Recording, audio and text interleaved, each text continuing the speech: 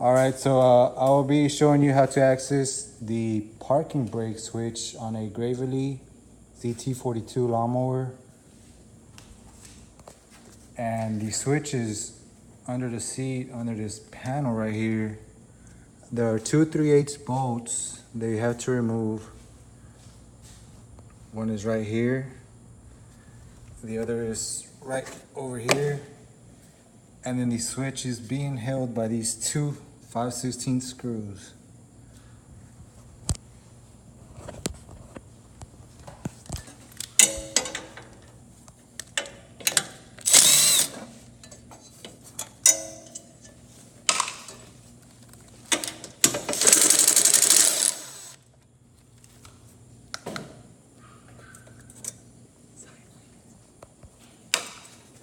Now, after you have loosened up and removed those two 3/8 bolts, this line over here is held in by this clip.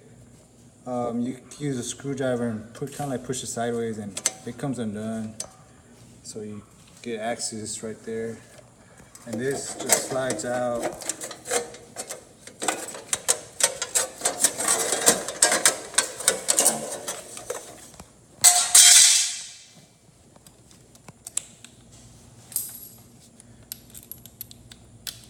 And these two 5/16 screws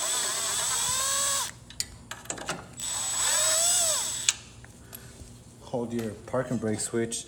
The switch right here, you pull the handle up and this basically pulls up and pushes the switch in. So here's your parking brake switch. And you just pull apart the harness so you can test it or replace it.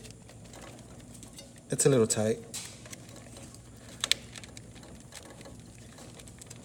There it goes. So that's your switch. This should work for a variety of different Gravely lawnmowers. Mine is a 42-inch deck.